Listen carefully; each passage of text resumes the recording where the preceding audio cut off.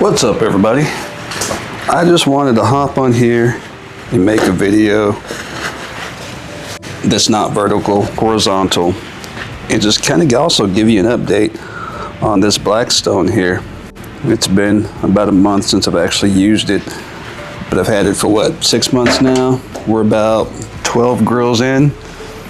It's holding up. I haven't touched it in about a month. As you see, it gets a little rust going sometimes.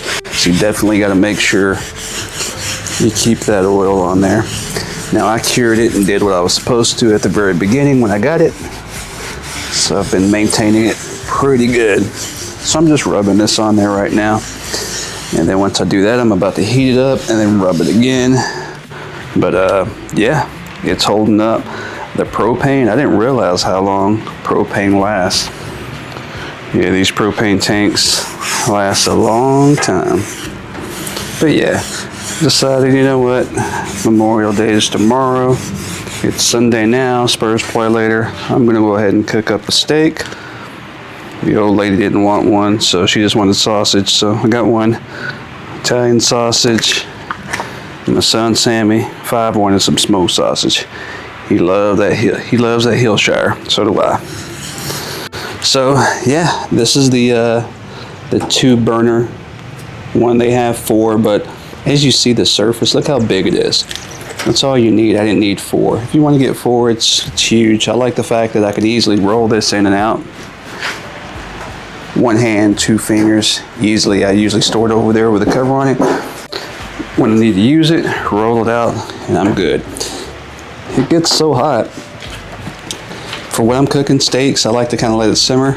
I always put it on the lowest setting. I don't need it on the high setting. I've never used the high setting. Yeah, that does it right there. This gets you in the 300s, and dead center, it gets you up to close to 400.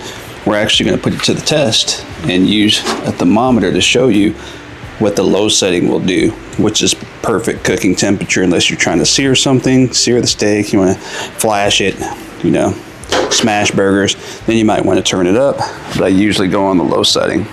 So without further ado, actually, let me go ahead and close this, open this up over here. There we go. Now, open the floodgates. This takes I think it's a AA battery. AA or AAA, just one of them. You screw this off, and you screw it back on. That simple. It's lit up. Push it again to confirm it. And this will be hot in no time.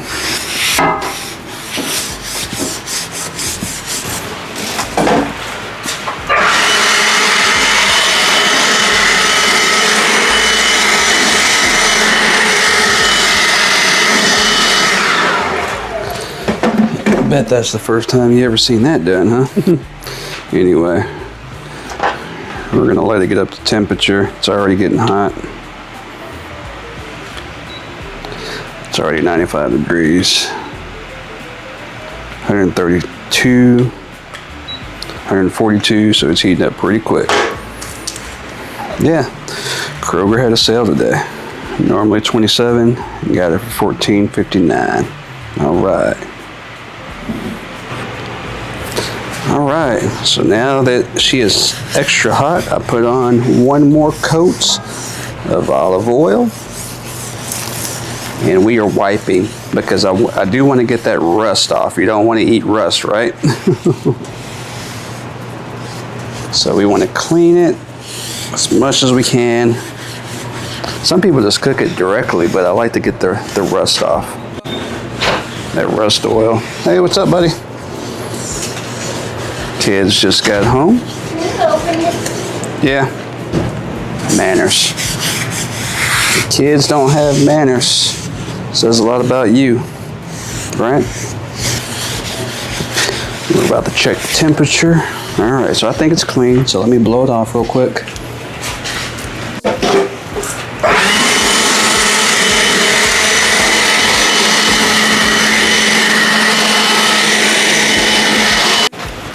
Yeah, we don't want to eat paper towels, do we?